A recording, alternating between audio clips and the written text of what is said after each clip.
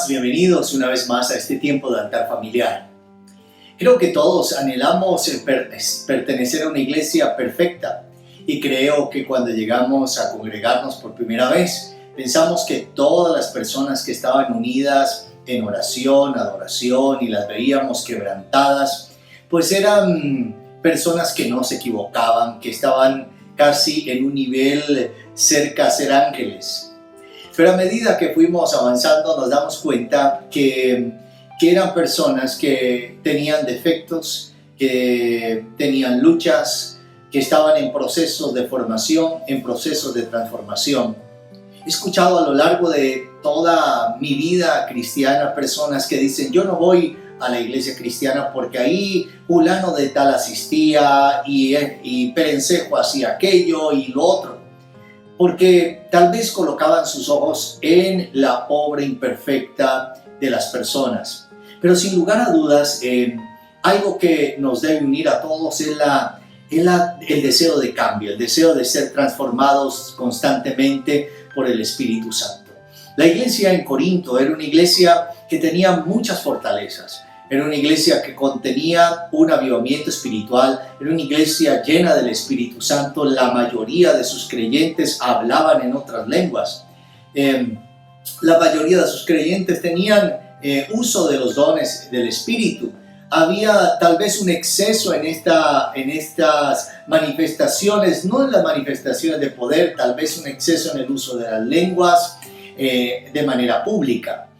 Pero aunque tenían toda esa condición espiritual, tenían algunas falencias. Y esas fallas que tenían que ver en cuanto a la madurez. Y creo que el Espíritu Santo nos está impulsando en esta temporada a ser una iglesia que debe tomar determinaciones, a ser una iglesia madura. En la primera carta a los Corintios, capítulo 3, versículo 1, dice lo siguiente: de manera que yo, hermanos, no pude hablaros como a espirituales, sino como a carnales, como a niños en Cristo. Os di a beber leche y no vianda, porque aún no erais capaces, ni sois capaces todavía, porque sois carnales. Pues habiendo entre vosotros celos, contiendas, disensiones, ¿no sois carnales y andáis como hombres? Una de las cosas que manifiesta el apóstol Pablo en esta primera carta de corrección a la iglesia de Corinto es ubicarlos en su condición espiritual. Ellos pensaban que si habían 10 niveles espirituales, si pudiéramos decir que hay 10 niveles de espiritualidad, ellos se consideraban que si no estaban en el top 10 estaban en el 9. Pero su realidad era otra. La realidad de ellos es que su condición espiritual tal vez estaba en 2 o 3%, no porque hablaran en lenguas significaba que fueran maduros espiritualmente, no porque fueran usados en un don del Espíritu, en una sanidad o en liberación, significa que alguien sea maduro espiritualmente. Esto es muy importante entenderlo, porque a veces nosotros pensamos que alguien que es usado por un don espiritual entonces tiene que estar en un nivel sobrenatural. No, los dones son una operación del Espíritu Santo como Él quiere y a la hora que Él quiera. Pero la madurez cristiana tiene que ver con el carácter. Y ahora, ¿por qué Dios le dice a esta iglesia, a la iglesia de Corinto, que no eran maduros, que eran niños, que eran carnales? Y menciona por lo menos tres puntos que yo creo que debemos resaltar. Primero, habían entre ellos divisiones. La Biblia dice que eran tanto las manifestaciones de la carne porque habían celos, habían contiendas y habían disensiones. Cuando alguien está bajo este tipo de comportamiento, no está caminando bajo la guía de Dios. Significa que tal vez tú eres un creyente que está conectándose con el Señor, asistes a tu congregación, debes permanecer, debes estar feliz de poder congregarte y adorar al Señor. Pero piensa que el que está al lado tuyo no es alguien perfecto. Significa que tiene errores. Y no podemos ni debemos buscar en los seres humanos la perfección, pero sí podemos buscarla en el Señor Jesús. Así que esta iglesia tenía divisiones. Y creo que una de las cosas que quiere el enemigo hacer es causar división entre nosotros. Si hay algo que nos acusan a la iglesia cristiana es que somos una iglesia que no está en términos generales unida. Y creo que todos debemos buscar la unidad.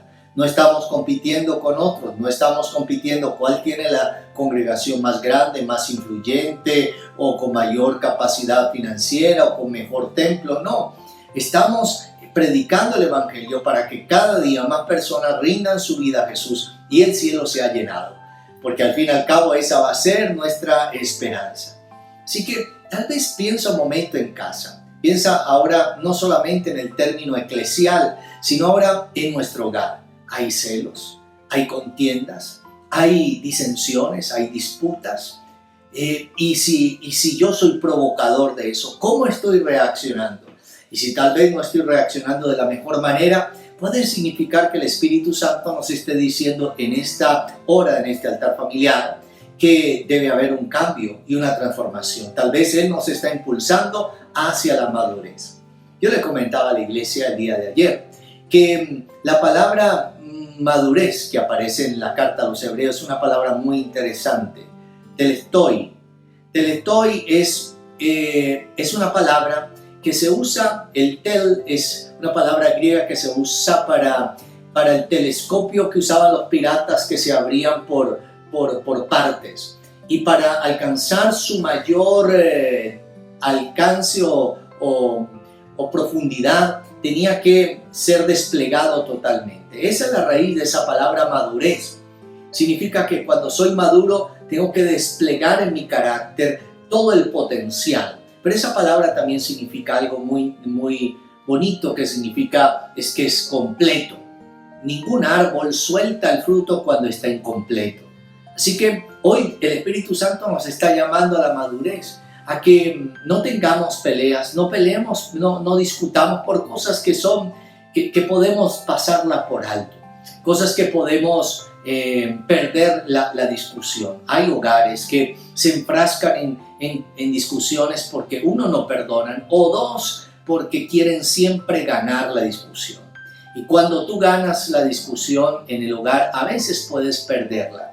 Versículo 4 dice: porque uno diciendo yo ciertamente soy de Pablo, otro decía yo soy de Apolos, otro decía yo soy de determinados ministerios, yo fui levantado en determinado ministerio, pero Pablo los ubica y le dice: yo planté, Apolo regó, pero el crecimiento lo da Dios. Y esa es la visión del reino. La visión del reino es que el más importante en el reino de los cielos es Jesús. Así que caminando hacia la madurez de nuestra vida cristiana, creo que debemos colocar nuestros ojos en Jesús, que es el autor y consumador de la fe. Todos los demás, los que ejercemos cualquier tipo de ministerio dentro de la iglesia, recuerda, es solamente eso, un don de servicio. Pero nuestro mayor título no es ser pastor, evangelista o apóstol o profeta o cualquier de estas funciones ministeriales, porque ni siquiera son títulos, aunque hoy muchos quieren apropiarse y hacer de eso una posición en la iglesia.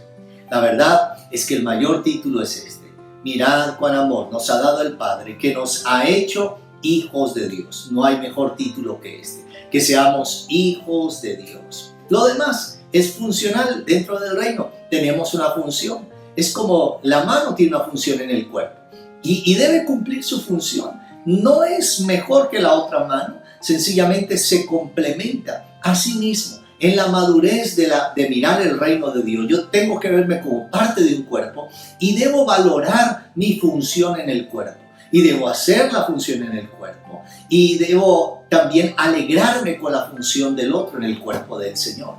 Así que caminar la madurez es ver estas cosas de esta manera, que no hayan divisiones ni disensiones entre nosotros, pero también que tengamos una visión objetiva en el reino. El grande en el reino es el Señor y todos tenemos una función que debemos cumplir. Ahora la pregunta es: ¿qué está haciendo el Espíritu Santo con nosotros en este tiempo? ¿Hacia dónde te está empujando? Tal vez hoy necesitas decirle: sabes, Señor, yo creo que tú me estás diciendo que debo madurar en esta área de mi vida. Hay personas que por no madurar están tirándose su hogar, están haciendo que su hogar fracase o están acabando con una relación con sus hijos. Y creo que la madurez nos va a ayudar a tener una posición distinta frente al otro, frente al que está actuando como niño. Cuando un niño tiene una pataleta en la calle, nuestros hijos no nos tiramos con él a hacer la misma pataleta. Sencillamente, como adultos, como personas maduras, le decíamos: hijo, esto no se hace, y con firmeza lo levantábamos y decíamos: esto no es correcto. Así es el Señor con nosotros. Vamos ahora. Padre, te doy gracias porque nos ayudas a caminar hacia la madurez. Sé que no es fácil, sé que significa morir, sé que significa, Señor, completar procesos. Sé que significa, Señor, generar cambios. Y yo sé, Señor amado, que tú estás impulsándonos a generar cambios en nuestra vida. Hoy te pido que bendiga, Señor, a cada uno de tus hijos. Y si alguno está enfermo, ahora, Señor, envíe una palabra de sanidad en el nombre de Jesús para que tu nombre sea glorificado.